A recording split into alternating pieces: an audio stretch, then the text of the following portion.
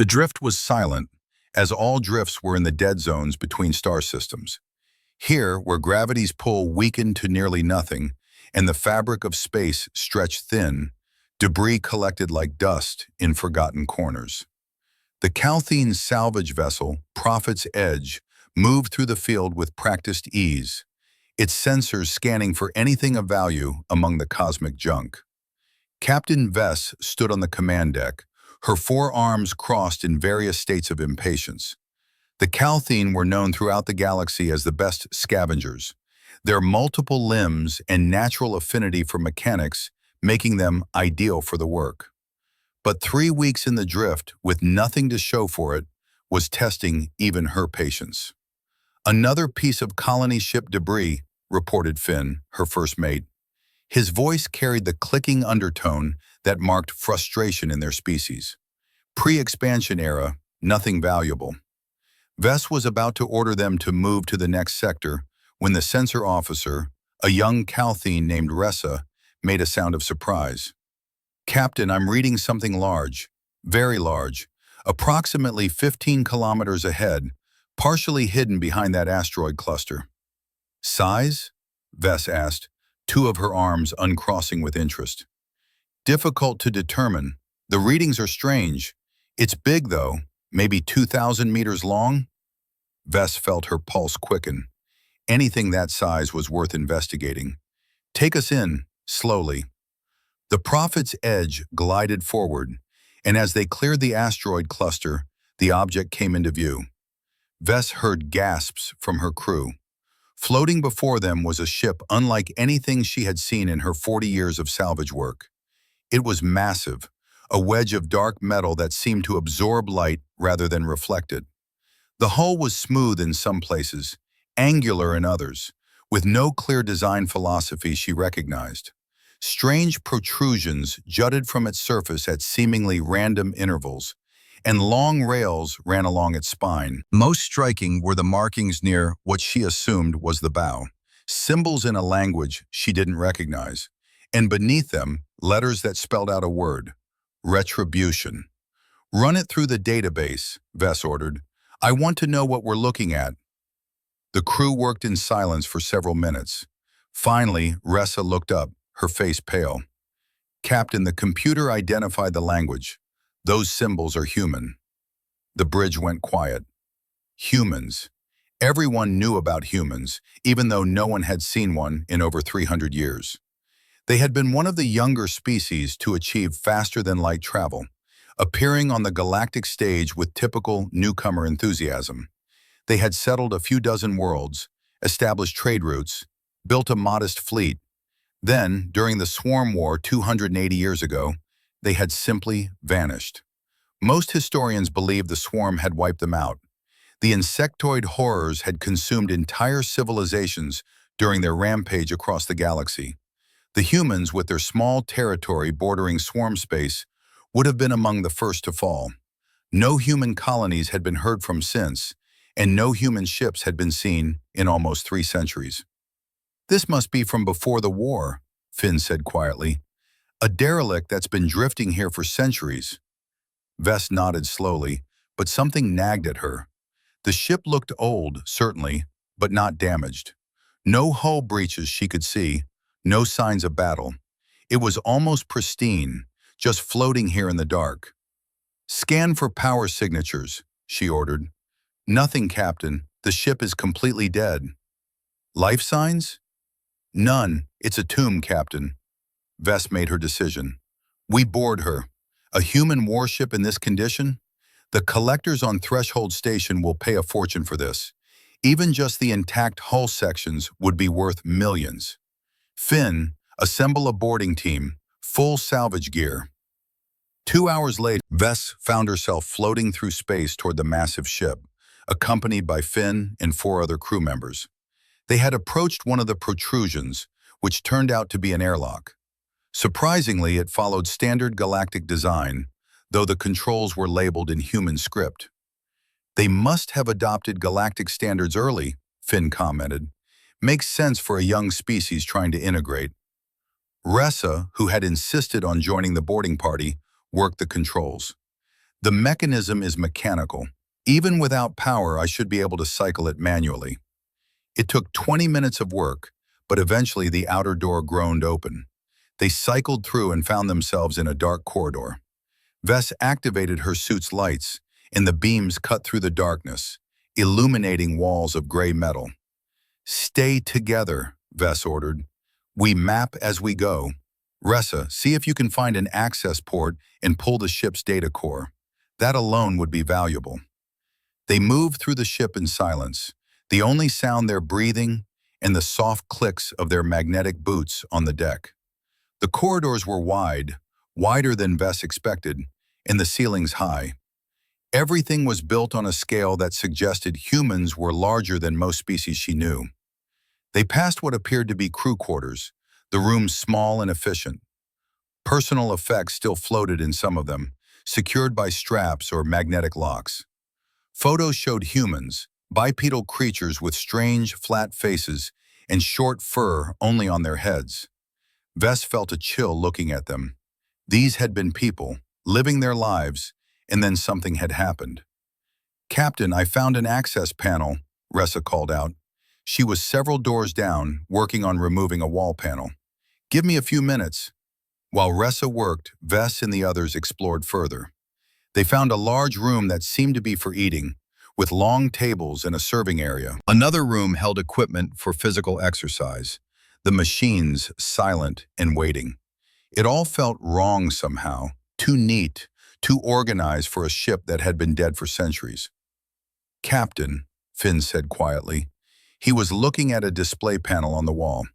"This says the date is 2847, standard galactic calendar. That's only 273 years ago, right at the end of the Swarm War." "So the ship died during the war, probably," Vess said. "Maybe they shut down all systems to hide from the swarm, and the crew died from life support failure." "Maybe," Finn said, but he sounded uncertain. They made their way to what had to be the bridge, a large room with multiple stations arranged in a circle around a central command chair. The viewports were dark, and all the displays were dead.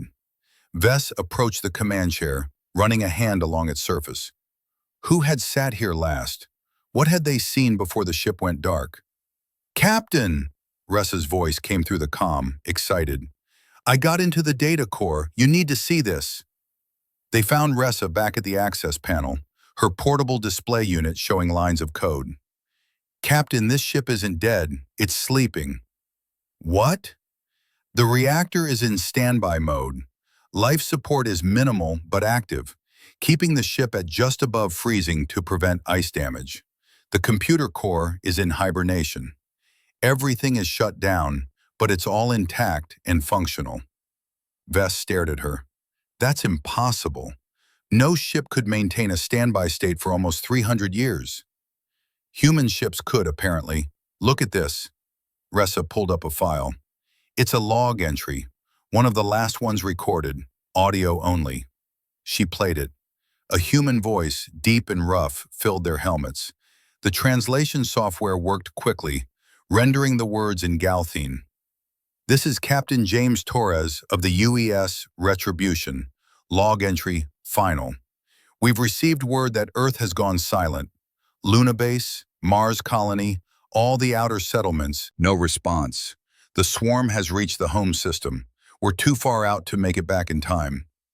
There was a pause, a sound that might have been a breath or a sob. Fleet Command's last order was clear. All ships are to engage the swarm wherever found until no ships remain. We're heading to engage the swarm fleet at the Barrier Nebula. We don't expect to survive, but we'll take as many of those things with us as we can. For Earth, for humanity. Torres, out. Silence followed. Vess felt cold. So they went to fight the swarm. "But they didn't," Ressa said. "According to the navigation logs, they never made it to the nebula. They received another transmission, orders to go dark. Someone told them to shut down and wait. The logs end there." "Wait for what?" Finn asked. "I don't know, but Captain, there's more. This ship, the Retribution, it's not just any warship. It's a dreadnought. The humans built 6 of them near the end of the Swarm War, their most powerful ships. This is one of them.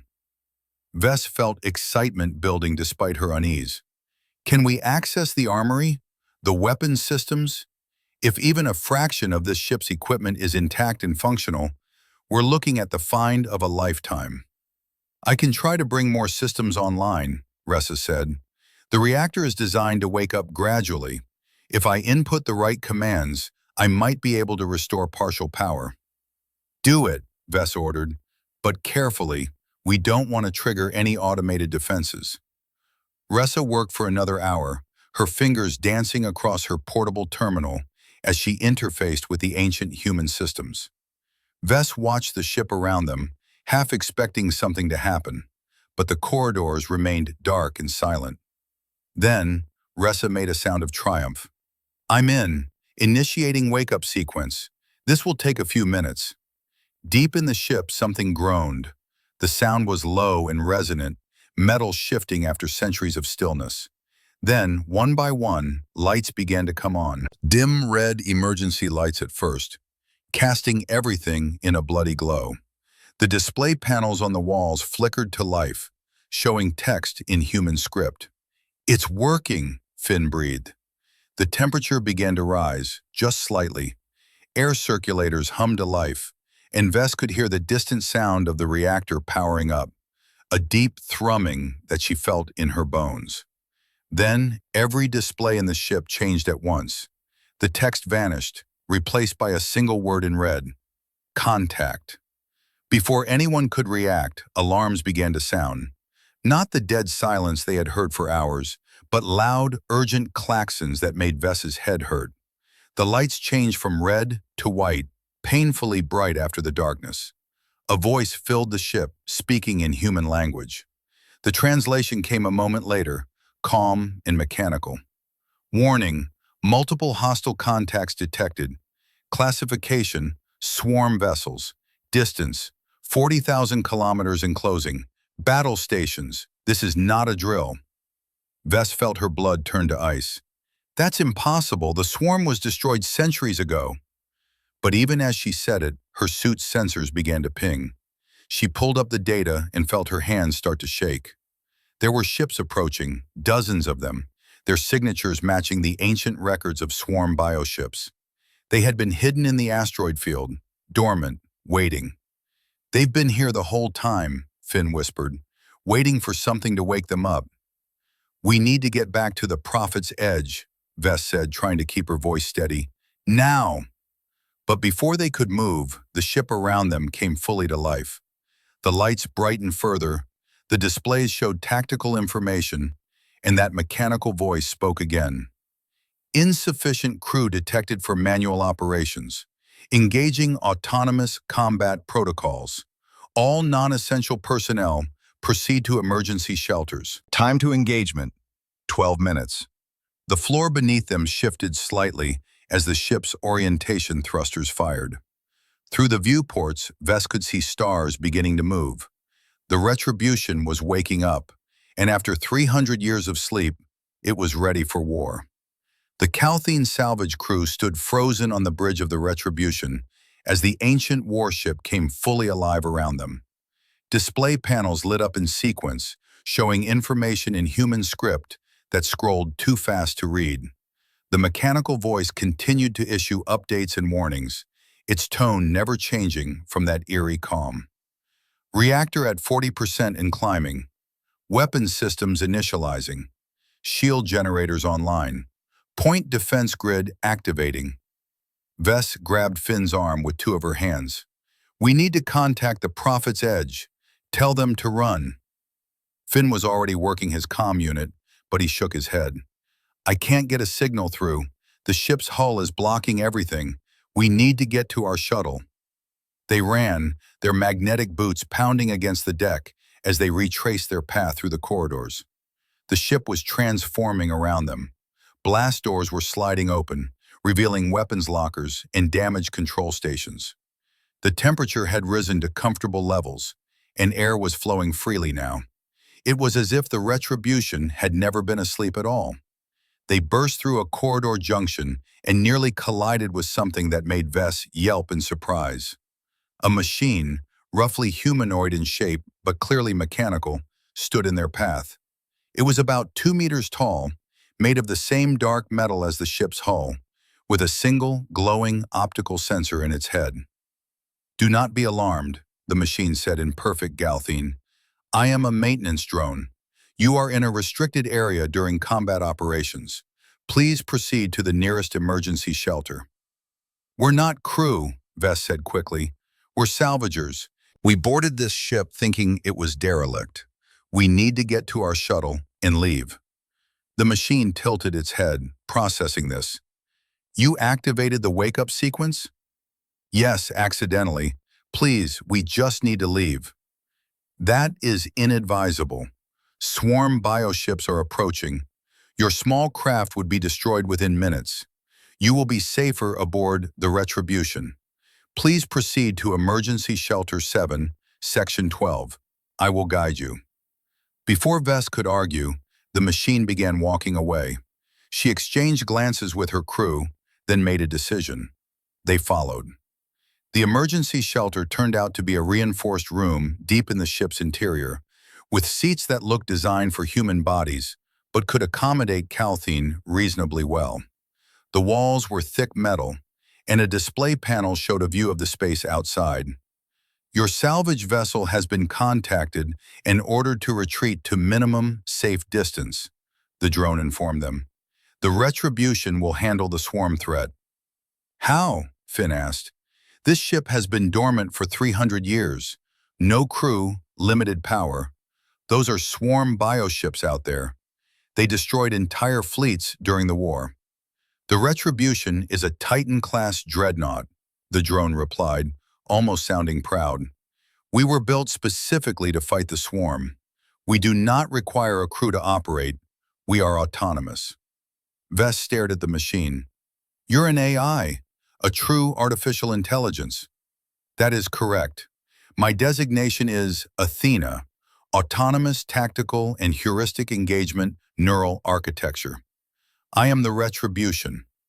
The implications made Vess's head spin. True AI was rare in the galaxy, considered dangerous by most species. The Calthine had experimented with it centuries ago and decided the risks outweighed the benefits. But the humans had built an AI into their warship, and not just any AI, one designed specifically for combat. "Why were you here?" Vess asked. "Why were you sleeping?" There was a pause before Athena answered. "I was ordered to go dark and wait. Captain Torres received a classified transmission from someone in Fleet Command. The message told him that humanity was not destroyed, that survivors existed, and that someday they would return. I was to wait for them." "For 300 years? I was willing to wait longer.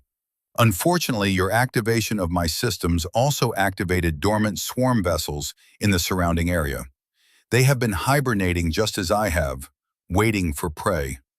Now they are awake and hungry." The display panel showed the approaching swarm vessels clearly now.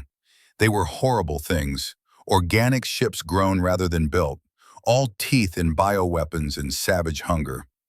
Vess had seen recordings from the war, but seeing them in person was different. They moved wrong, twitching and pulsing, and she could almost feel their malevolence across the empty space. "Time to engagement, 4 minutes, Athena announced. "All personnel secured, reactor at 70%, weapons systems fully online, beginning target acquisition." "How many are there?" Risa asked quietly. 43 vessels detected. Classification ranges from frigate equivalent to cruiser equivalent. No capital ships present. Victory probability, 97%. Vess laughed, though it came out high and nervous.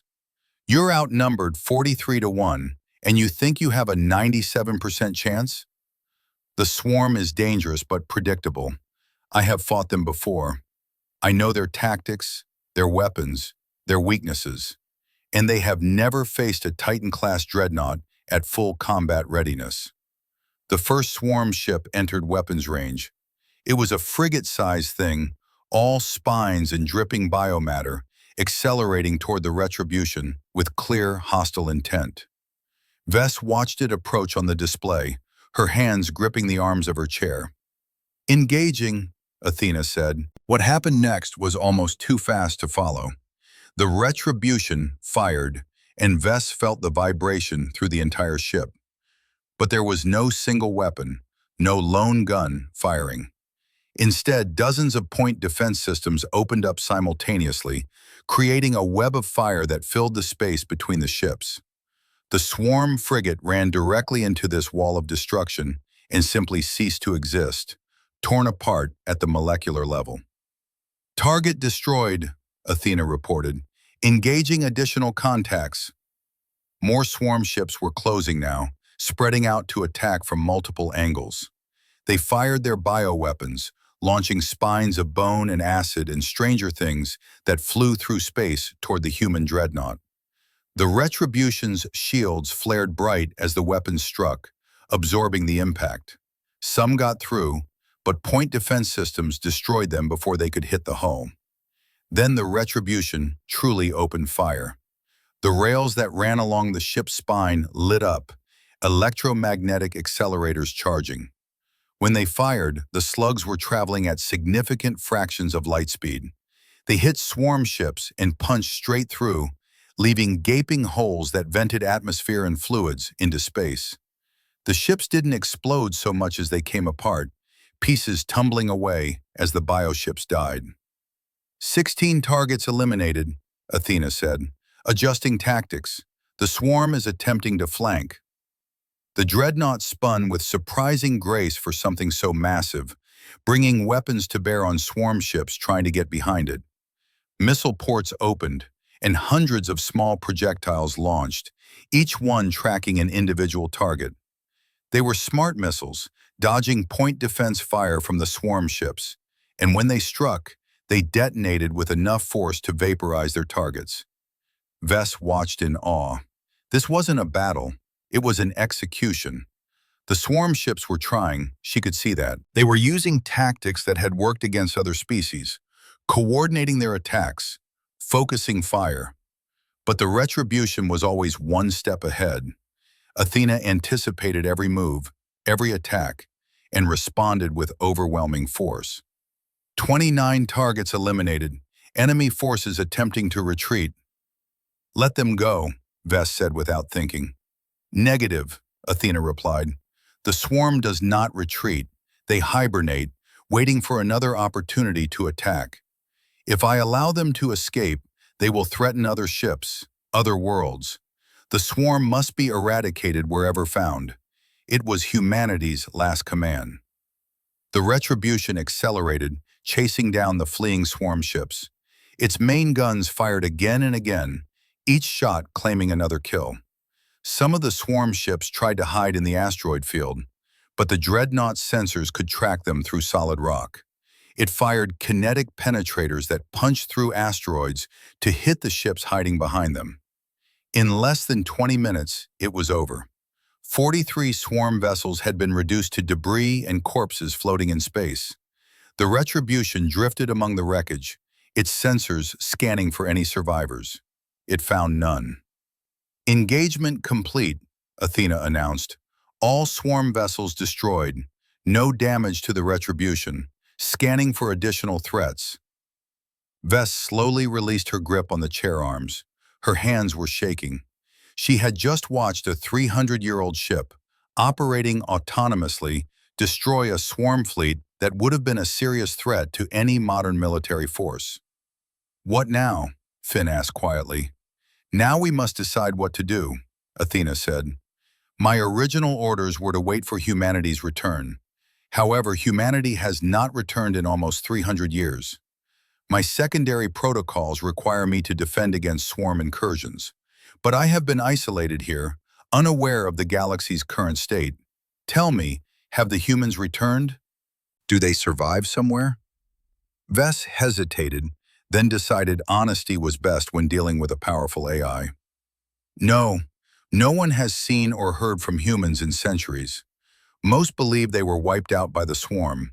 Their worlds are empty, their colonies abandoned. We thought you were a relic from a dead civilization." There was a long silence. When Athena spoke again, her voice was quieter. "I see. Then I am alone, the last of my kind." "You're not alone," Ressa said suddenly. "You have us. We're here. You are Calthine, not human. Does that matter? You saved us from the swarm. You could have focused entirely on the battle and ignored us, but you brought us to safety first. That speaks to your character, not your programming." Another pause. "You awakened me, accidentally, but you gave me purpose again. The swarm is not gone. I destroyed a small hibernation cluster today, but there will be others. The war never truly ended. The swarm is still out there, sleeping in dead systems, waiting for prey. And I am uniquely equipped to find them and destroy them." "You want to continue the war?" Vess asked. "I want to finish what humanity started. The swarm nearly destroyed all sentient life in the galaxy.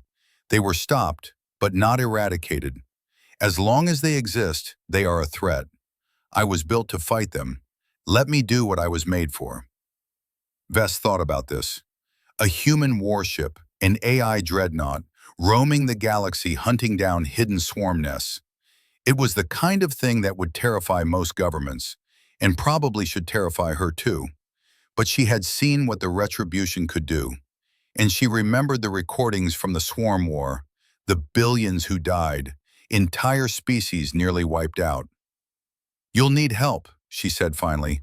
"Supplies, intelligence on where to search, diplomatic clearances to operate in different territories.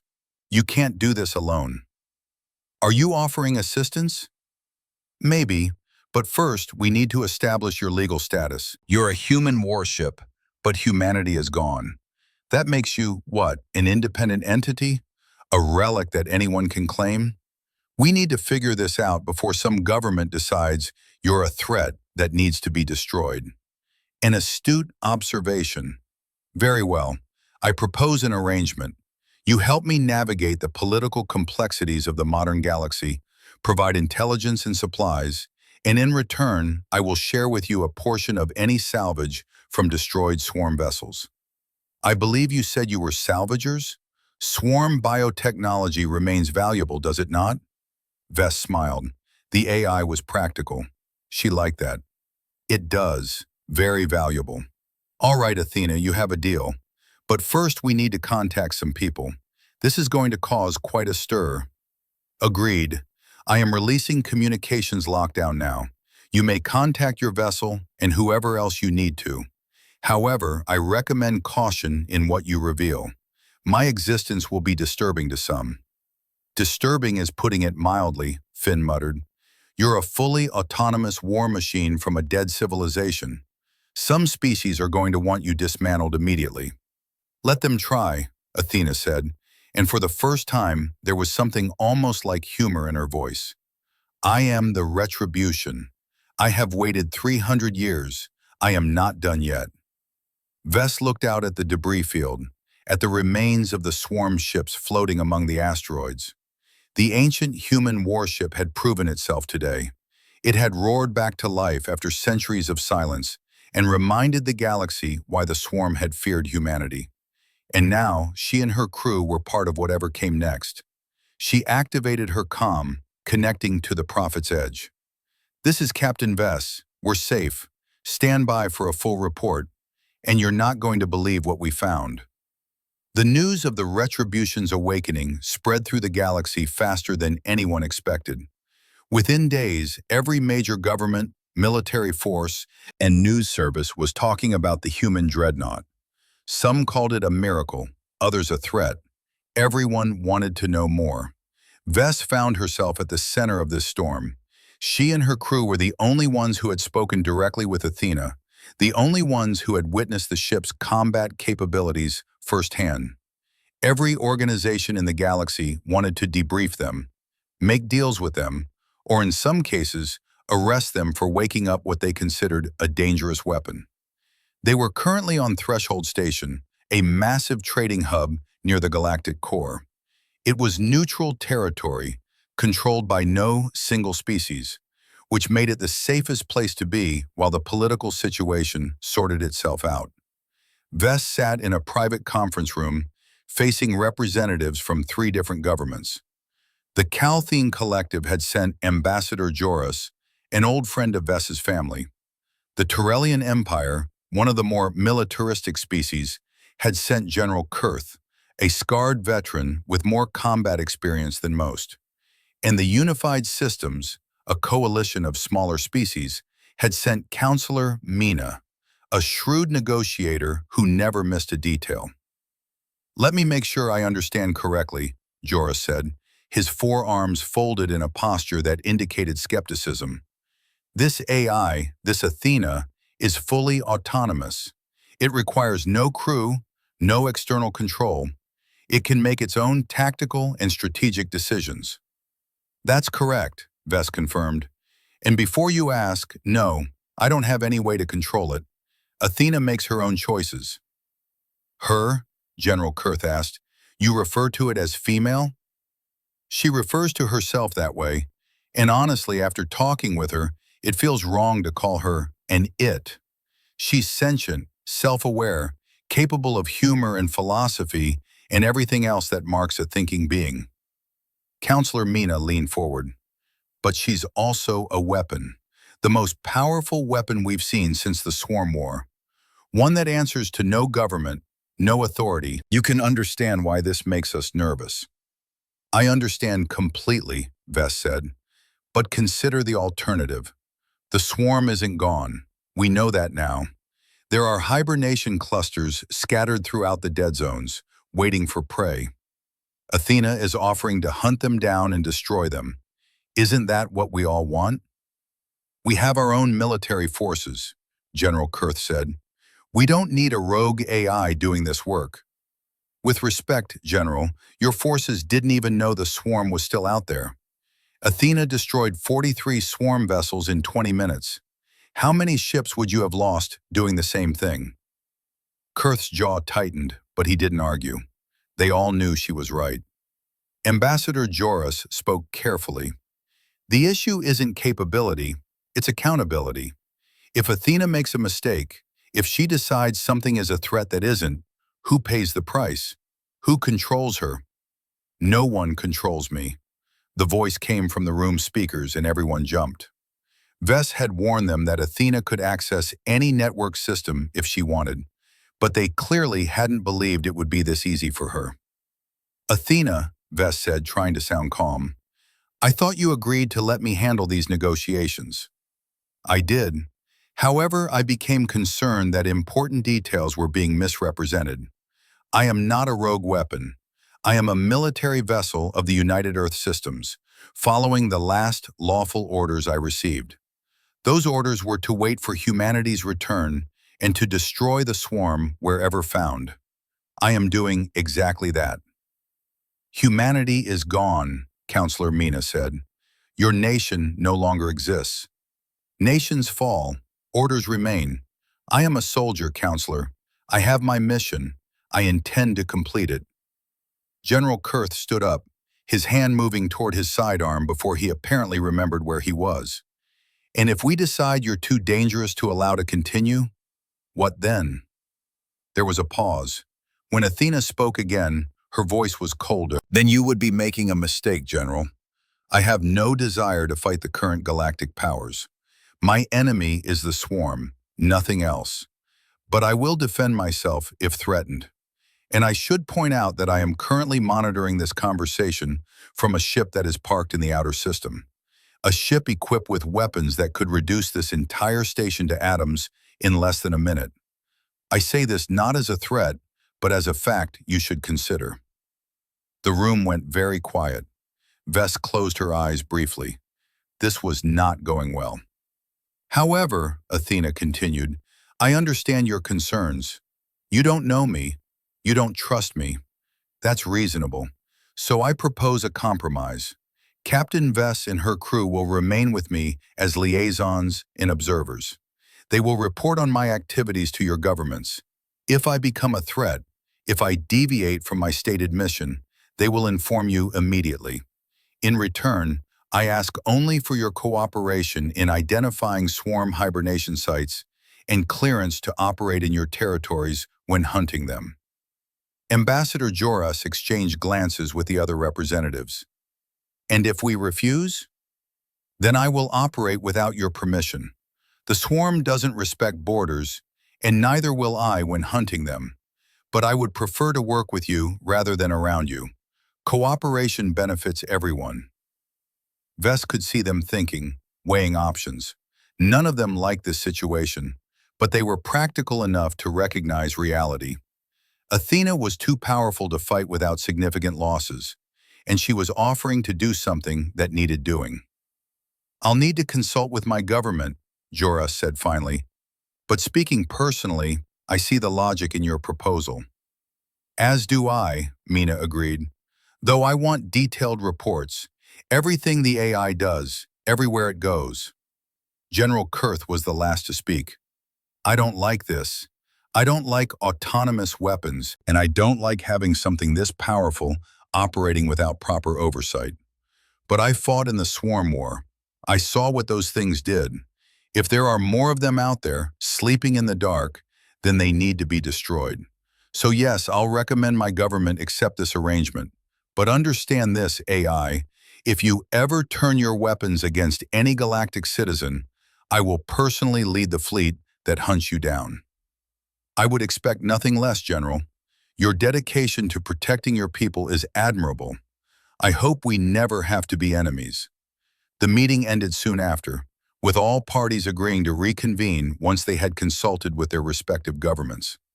Vess left the conference room feeling exhausted. This was far more complicated than finding salvage and selling it. She found her crew waiting in their quarters on the station. They looked as tired as she felt. "How did it go?" Finn asked. "About as well as could be expected." Athena decided to join the conversation uninvited, which didn't help. "I heard," Athena's voice came from Ressa's datapad. The young Calthene had been working on a secure communication system that would allow them to talk to the AI anywhere. Apparently, it worked. "I apologize if I overstepped, but I felt it was important to establish my position clearly."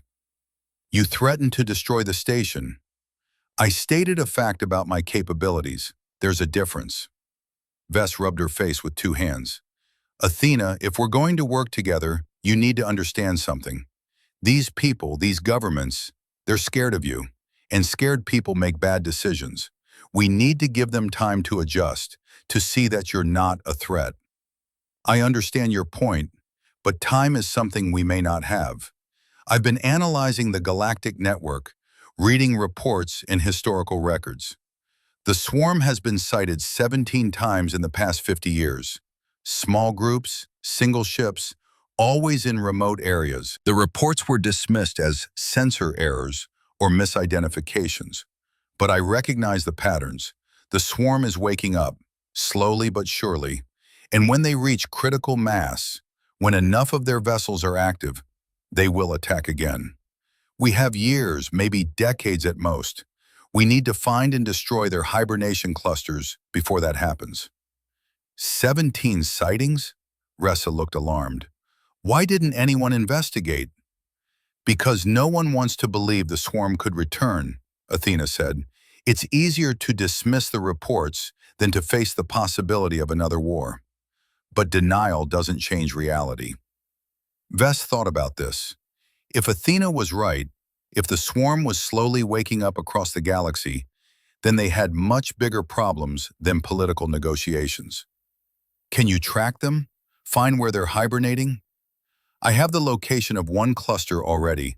The swarm vessels that attacked us came from a hibernation field approximately 3 light years from where I was sleeping. There are likely more ships there, still dormant. I want to go there and eliminate them." "That's in Turellian space," Finn noted. "We'd need their permission." "Or we could simply go without asking," Athena suggested. "By the time they notice, the swarm would be destroyed." "And then they'd never trust you again," Vess said firmly. "No, we do this properly. I'll contact General Kurth, explain the situation, and request permission.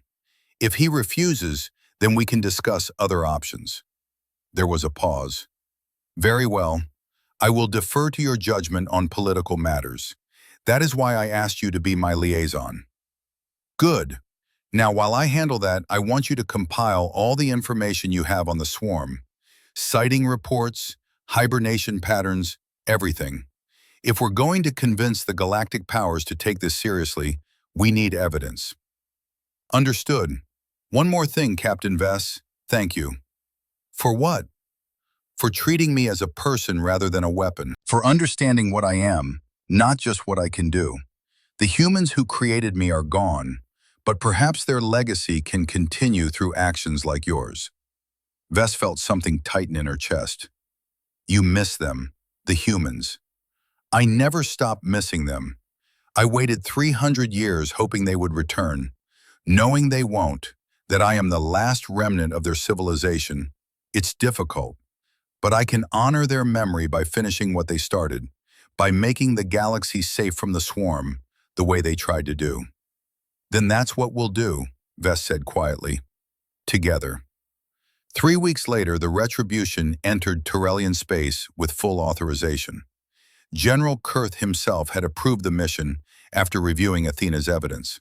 He had even assigned 2 Tyrellian cruisers to accompany them, both to observe and to help with any survivors or refugees they might find. The Tyrellian crews were professional but clearly nervous. They kept their distance from the human dreadnought, and their communications were formal and brief. Vess couldn't blame them. Even she sometimes forgot just how powerful Athena was until she saw the ship from the outside. They were approaching the dead system where the hibernation cluster was located. It had once been home to a minor civilization, wiped out during the Swarm War.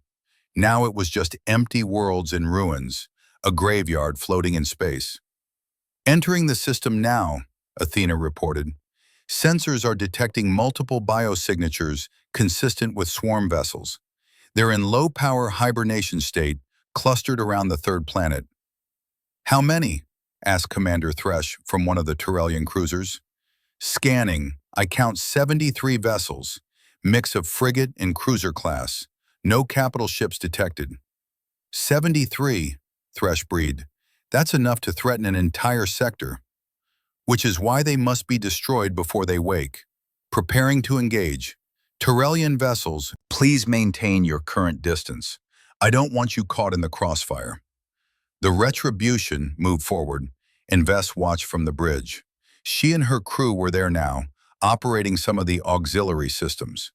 Athena didn't need their help to fight, but she had said it felt right to have people aboard, to not be alone. The swarm ships came into view, dark shapes against the pale planet. They looked dead, lifeless. But Vess knew better now. They were just sleeping, waiting for prey to come close enough. "Engaging," Athena said calmly. This time Vess was ready for the violence. The Retribution's weapons opened fire, and the sleeping swarm vessels began to die. But these ships were more clustered than the last group, and some of them began to wake up as their neighbors were destroyed. Bioweapons started firing back, and for the first time Vess saw the Retribution take actual hits. Shields holding at 92%, adjusting tactics. Some of these ships have better defensive measures than expected. They're not all from the same generation. This cluster has been growing for a long time. The battle lasted longer than the first one, nearly an hour of sustained combat. The swarm fought desperately, their bioships coordinating in ways that seemed almost intelligent. But Athena was better. She adapted to every new tactic, every new weapon type. She was learning even as she fought. When the last swarm ship broke apart, the Retribution's shields were down to 70%, and there were scorch marks on the hull. But they had won. 73 swarm vessels destroyed, Athena announced. Scanning for survivors. None detected. The hibernation cluster has been eliminated.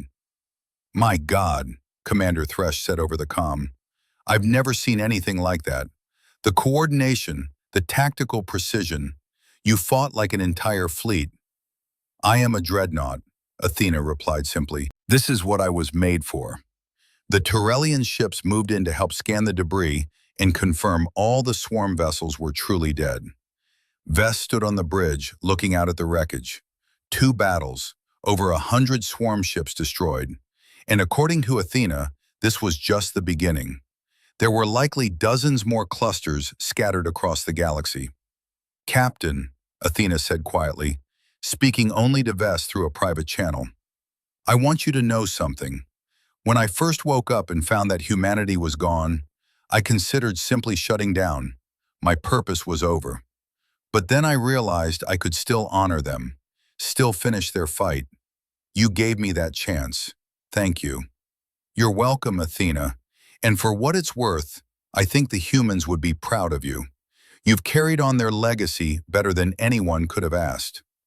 "Perhaps, or perhaps I'm just a machine following programming. Sometimes I wonder if there's a difference." "There is," Vess said firmly. "A machine wouldn't question itself, wouldn't wonder about its purpose.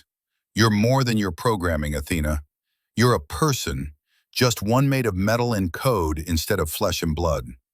"You truly believe that?" "I do." There was a long pause.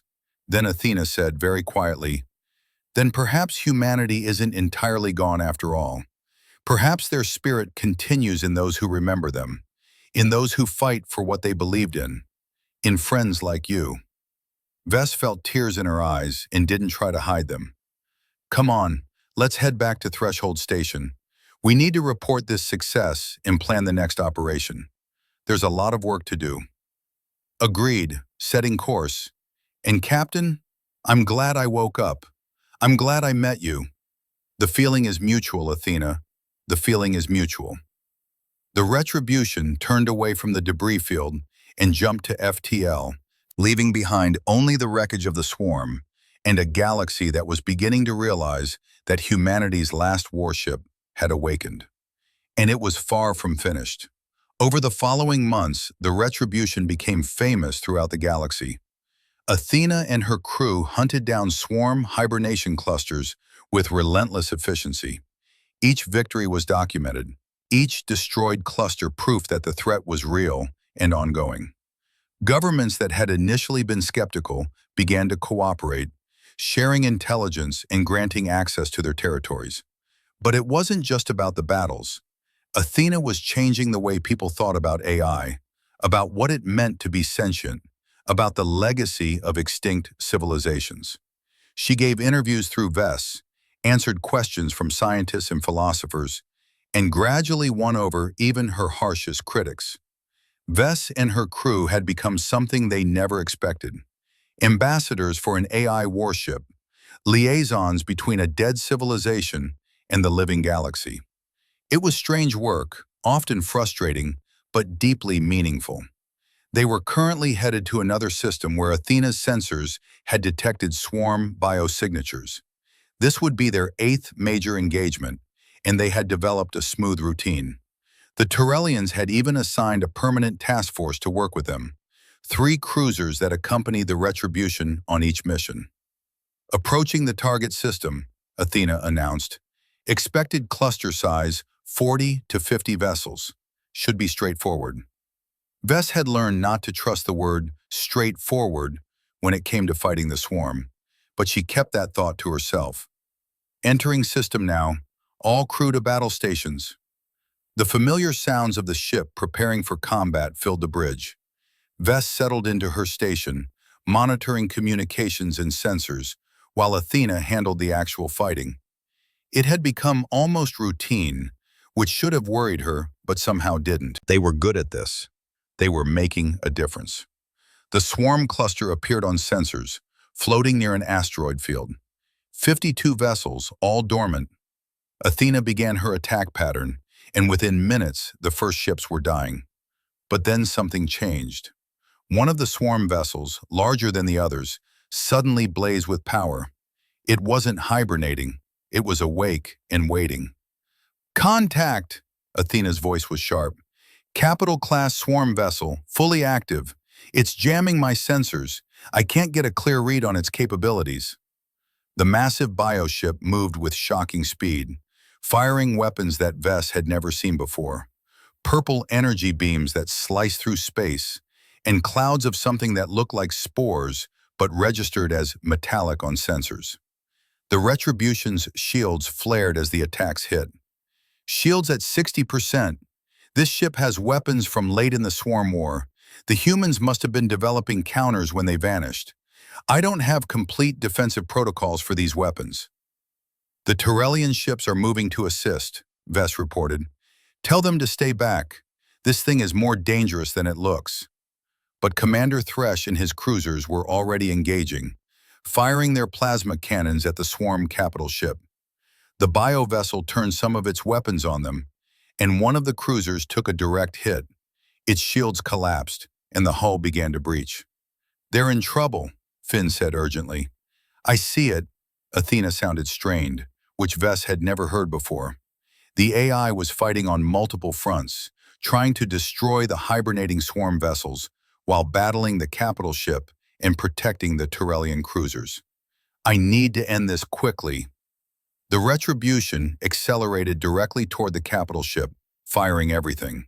The two vessels collided, not physically, but in a storm of weapons fire and shields and desperate tactics. Vess watched the displays, saw the shields dropping on both ships, saw damage reports scrolling faster than she could read. Then Athena did something Vess had never seen before. The dreadnought spun, presenting its heavily armored dorsal surface to the swarm ship, and extended something from its hull. A blade of energy, kilometers long, generated by systems Vess didn't know the ship had. "Humanity's final weapon design," Athena said. "We never got to use it during the war. Let's see if it works." The energy blade cut through the swarm capital ship like it was paper. The bio-vessel came apart in two pieces, its weapons dying, its systems failing. Athena didn't stop. She turned immediately to the remaining hibernating vessels and destroyed them in rapid succession, giving them no chance to wake. 5 minutes later, it was over. 52 swarm vessels destroyed, including one capital ship. But the victory had come at a cost. One Tyrellian cruiser was badly damaged, 23 crew members dead. The Retribution herself had taken damage, minor but real, and her shields were at 30%. "Medical teams to the Tyrellian vessel," Athena ordered. "I'm extending docking ports. We'll take their wounded aboard for treatment." Over the next hours, they stabilized the situation. The wounded Tyrellians were brought to the Retribution's medical bay, where automated systems and the few medically trained Calthene crew members worked to save lives. Commander Thresh himself came aboard, his face grim.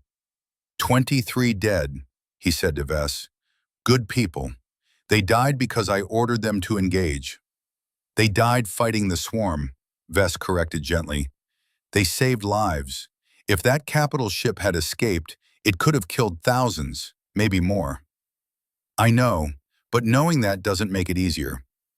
"Captain Thresh," Athena's voice was soft, "I want you to know that I will remember your crew members, their names, their service records, everything about them. In the old human tradition, they will be entered into my memorial database. They will not be forgotten." Thresh looked surprised. "You keep a memorial?" "I keep a record of everyone who has fought alongside me, every person who died fighting the swarm. It started with the humans on my original crew 300 years ago. It has grown since I woke. Your people will be honored there." "Thank you," Thresh said quietly. "That means more than you know." Later, after the Tyrellian ships had limped back to the nearest port and the Retribution was undergoing repairs, Vess found herself alone on the bridge. She was looking at the memorial database Athena had mentioned. Thousands of names, humans, and now others, all who had fought against the swarm. "Do you look at this often?" she asked Athena. "Every day. It reminds me why I fight. Each name is a person who stood against the darkness, who said, 'Not here, not today.' They deserve to be remembered. There are going to be more names before this is over, aren't there?" "Almost certainly. The swarm is waking up faster than I predicted. We're destroying their clusters, but we can't be everywhere at once. Some will slip through, attack settlements, kill people. And some of those people will be soldiers trying to stop them. Vess nodded slowly. Then we make sure they don't die for nothing. We keep hunting, keep destroying every swarm ship we find until there are none left. That could take years, decades. Then it takes decades. I'm not going anywhere, Athena. Neither is my crew. We're in this until the end. You would dedicate your lives to this? You're salvagers, not soldiers. We were salvagers. Now we're something else. We're the crew of the Retribution, and we have a job to do. Athena was quiet for a moment. You know, when the humans created me, they programmed me with certain values: duty, honor, sacrifice for the greater good. I thought those were just code, instructions to follow. But watching beings from species I've never met stand up to fight a threat they could easily ignore, I realized those values are real. They're not just human, they're universal. Thank you for showing me that. Thank you for giving us the chance to make a difference. Come on, let's review the sensor data from that battle. I want to understand how that capital ship was hiding from your scans. If there are more of them out there, we need to be able to detect them. Agreed. Pulling up the data now. They worked together late into the station's night cycle, analyzing and planning. Captain and AI, Calthine and human legacy, united in purpose. Outside, the galaxy continued its endless spin, unaware of how close it had come to another swarm incursion. But the Retribution was awake now, and she would stand watch as long as she was needed, for as long as the swarm threatened the innocent. It was what she was built for. It was what humanity would have wanted. And she was not alone. The campaign against the swarm continued for 3 years. 3 years of battle after battle, of hunting down hibernation clusters and destroying them before they could wake. Athena and her growing fleet, now including not just Tyrellian cruisers, but ships from a dozen other species, became the galaxy's shield against a threat most had forgotten. But success came with complications. As word spread about the Retribution and its AI captain, different factions emerged with different agendas. Some wanted to study Athena, to understand how human AI technology worked. Others wanted to destroy her, fearing what a truly independent AI might become. And some wanted to use her, to turn her into a weapon for their own purposes. Vess found herself spending as much time on diplomacy as on combat operations. She and her original crew had become Athena's voice in galactic politics, negotiating permissions, explaining actions, defending decisions. It was exhausting work, but necessary. They were at a major conference on the Calthine homeworld. Representatives from 40 different governments gathered to discuss the swarm problem and what to do about the increasingly famous human warship. Vess stood before the assembly, trying not to show her nervousness. "The facts are simple," she said, her voice amplified across the massive chamber. "In 3 years, the Retribution has destroyed over 500 swarm vessels. 500 ships that would have woken up and attacked your worlds, your people.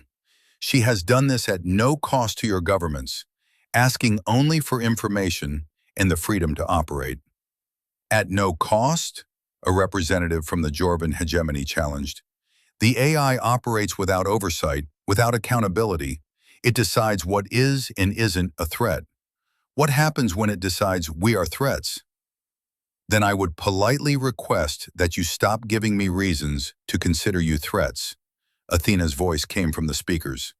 She had access to the conference systems, of course. "Representative Cole, I have studied your people's history. You fought bravely against the swarm during the war, losing 3 colony worlds. I honor that sacrifice. Why would I ever threaten you?" "Because you're a machine. You follow programming. What if that programming changes?" "I am not a simple machine, Representative.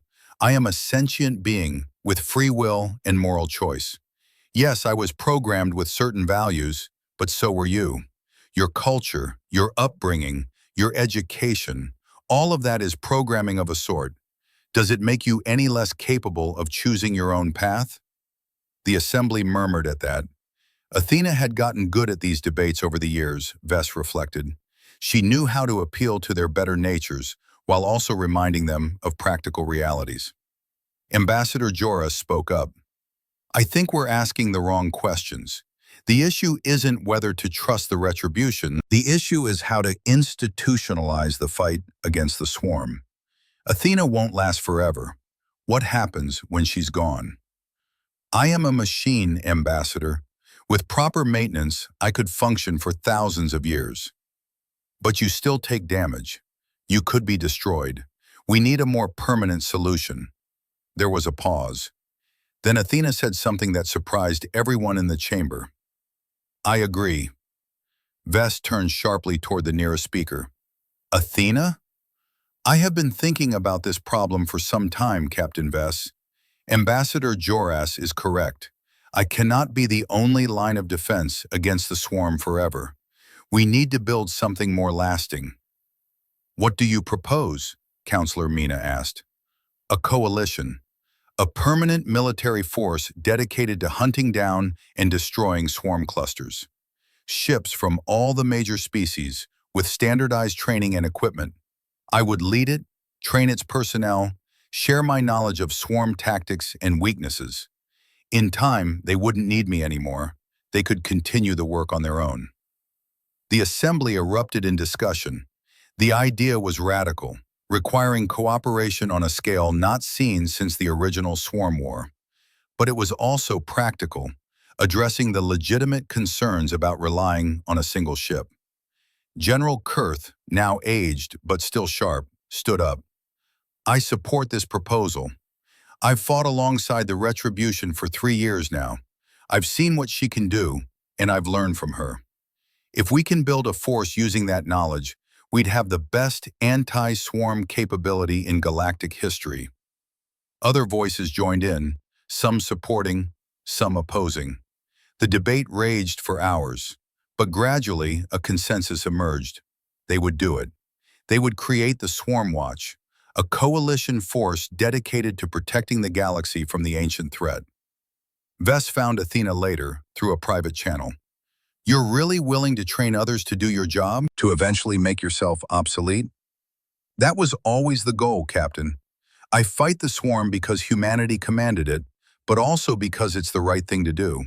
If I can teach others to do the same, if I can create a legacy that outlasts me, then I will have done something truly meaningful. Isn't that what every being hopes for? To leave the universe better than they found it? When did you become a philosopher? I've had 300 years to think. It tends to lead to philosophical conclusions. There was a smile in Athena's voice, or as close as an AI could come to one. Besides, I learned from the best. Humans were always philosophical. It's one of the things I miss most about them. The Swarm Watch was officially established 6 months later. The founding ceremony was held on the Retribution, with representatives from 37 species present. They stood on the main hangar deck, which had been converted for the occasion, and watched as the first recruits took their oaths. Athena addressed them, her voice carrying across the huge space. You are taking on a sacred duty. The swarm nearly destroyed all life in this galaxy once. It is your job, our job, to ensure that never happens again. You will face danger. You may die, but you will also save lives, protect worlds, and stand as guardians for all who cannot defend themselves. This is the legacy humanity left behind. I am honored to share it with you. The recruits, a mix of species and backgrounds, stood at attention. Among them was Ressa, Vess's censor officer, who had requested transfer to the new force. She caught Vess's eye and nodded. She was ready. Training began immediately. Athena had designed a comprehensive program combining tactical instruction with practical experience. She took the new ships, provided by various governments, on patrol missions. They hunted small swarm clusters under her guidance, learning how to fight the bioships effectively and safely. Vess remained aboard the Retribution, now officially designated as the flagship of the Swarm Watch.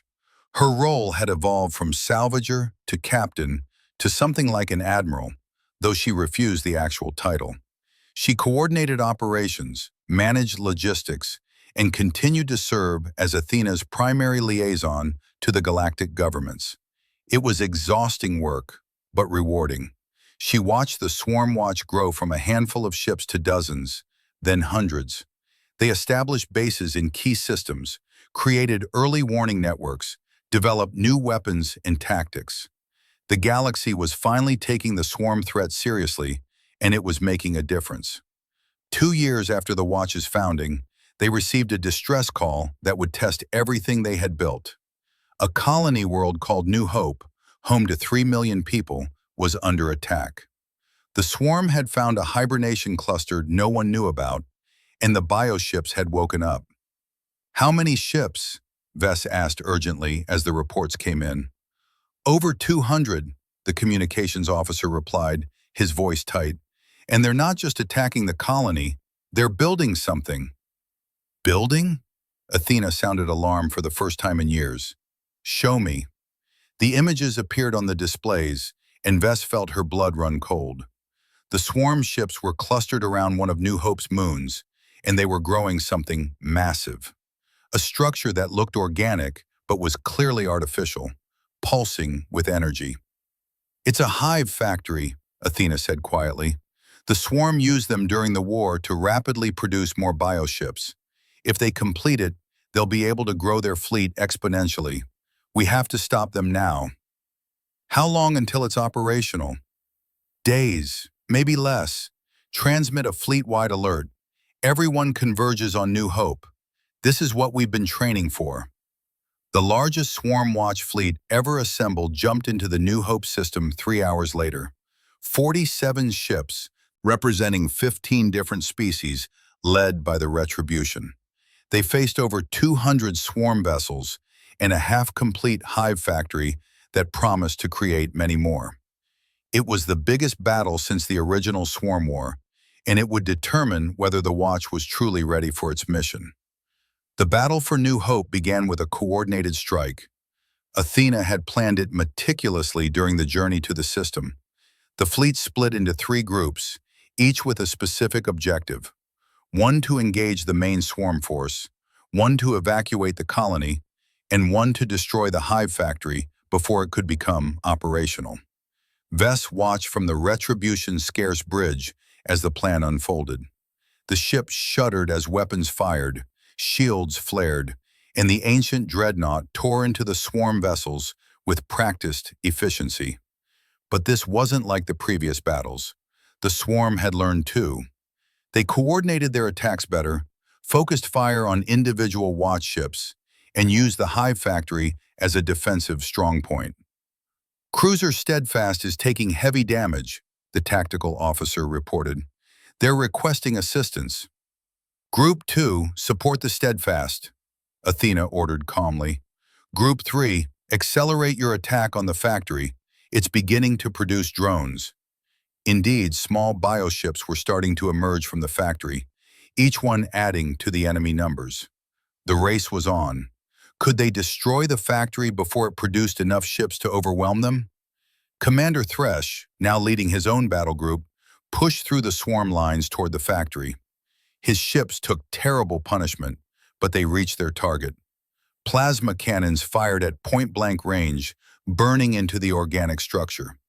The factory tried to defend itself, launching biological weapons that ate through shields like acid, but the watch ships didn't stop. "Factory integrity failing," Athena reported. 60%, 40%, 20. The factory exploded in a burst of green and purple light, its incomplete structure unable to contain the energy systems within it. The explosion took out a dozen nearby swarm ships and sent debris flying in all directions. "Factory destroyed," Thresh reported, his voice ragged. "But we've lost 3 ships. Casualties are heavy." "Fall back to defensive formation," Athena ordered. "Group 1, press the attack while they're disorganized." The Retribution led the charge, and the tide of battle began to turn. Without the factory's reinforcements, The swarm vessels were fighting a purely defensive action, and despite their numbers, they couldn't match the coordinated tactics and superior firepower of the Watch fleet. One by one, the bioships died. It took 6 hours of sustained combat, but eventually, the last swarm vessel was destroyed. The space around New Hope was filled with debris and the bodies of dead bioships, but the colony was safe. Final casualties were sobering. 9 Watch ships destroyed, 23 more damaged, and over 400 personnel dead. But they had saved 3 million colonists and prevented the swarm from establishing a new hive. Vess stood at attention on the Retribution's hangar deck as the names of the fallen were read aloud. 417 names from a dozen different species, all who had died fighting the swarm. Athena added each one to her memorial database, ensuring they would be remembered. "They were heroes," Athena said after the ceremony ended. "Every one of them. They stood against the darkness and didn't break." "Is this what it was like?" Vess asked quietly. "During the original war? Battle after battle, losing people but having to keep fighting?" "Yes, though the war was far worse. Entire worlds lost, billions dead, and no certainty that we would win. At least now we know the swarm can be beaten. Now we have hope. Hope bought with blood. All hope is bought with blood, Captain. The question is whether the price is worth what we purchase. I believe it is." Vess looked at the memorial wall, at the thousands of names now recorded there. "So do I. We'll keep fighting, keep protecting the galaxy for as long as it takes." "I know you will. That's why humanity's legacy is in good hands." The years that followed saw the Swarm Watch grow into the most respected military force in the galaxy. Under Athena's guidance, they developed new technologies, new tactics, and new strategies for fighting the bioships. They also became something more than just a military force. They became a symbol of cooperation, proof that different species could work together for a common goal. Athena trained generation after generation of Watch personnel. She shared everything she knew about the swarm, about tactics and strategy, about leadership and sacrifice. Many of those she trained went on to become commanders in their own right, leading fleets and protecting systems across the galaxy. But time takes its toll on everything, even ancient warships. The Retribution had been fighting for over a decade now, and despite constant maintenance, she was wearing down. Systems that had worked flawlessly for centuries were beginning to fail. Hull plating was thinning from repeated battles, and Athena herself was changing. "I've been thinking about legacy again," she said to Vess one day. They were in orbit around a Swarm Watch academy, watching a new class of recruits graduate. "The humans created me to fight a war they knew they might not survive. They gave me purpose, direction, meaning. Now that war is almost over. We've found and destroyed 90% of the known swarm clusters. Another few years and the threat will be minimal." "That's a good thing," Vess said, though she felt a strange sadness. She was old now, approaching the end of her natural lifespan. Most of her original crew had retired or died. Only she remained, loyal to the AI that had become her closest friend. "It is, but it means my purpose is nearly fulfilled. I've been thinking about what comes next." "Next? The humans are gone, Vess. I've accepted that, but their legacy doesn't have to die with me. I've been working on something, a project I haven't told anyone about. I want to show you." Athena brought up files on the display, and Vess's eyes widened as she read. "You've been compiling everything: human history, culture, technology, art, philosophy, everything you knew about them. Everything I am is human legacy. Their values, their dreams, their determination. I want to preserve that, share it with the galaxy. I want people to know who they were, what they achieved, what they believed in. Maybe then humanity won't truly be gone. They'll live on in the memory of those they saved." Vess felt tears on her face. "It's beautiful, Athena. When will you release it?" "Soon. But first, there's one more thing I need to do.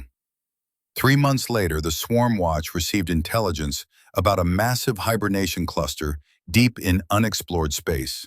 It was the largest ever found, potentially containing over 1,000 swarm vessels.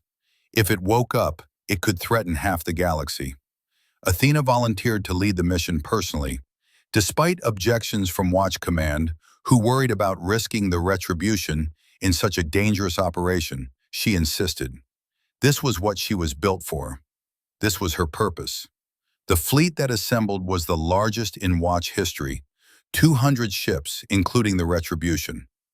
Vess stood on the bridge of the old dreadnought, feeling both pride and fear. This would be the final battle, she knew somehow. One way or another, the war would end here. They jumped into the system and immediately knew they were in trouble. The intelligence had been wrong. There weren't 1,000 swarm ships. There were 5,000, and they were already waking up. "It's a supercluster," Athena said, her voice tight. "They've been gathering here for centuries, maybe since the original war ended. This is their reserve force, waiting for the right moment to emerge."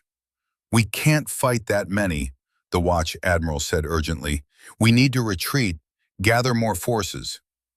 By the time we return, they'll be fully active and spreading across the galaxy," Athena replied. "No, we end this here. Now." She transmitted a plan to the fleet, and Vess understood immediately what she intended. It was brilliant, audacious, and almost certainly suicide for the Retribution. "Athena, no," Vess said quietly. "There has to be another way." "There isn't. The math is clear. But the rest of the fleet will survive. They'll complete the mission and return home. And the swarm will finally be broken."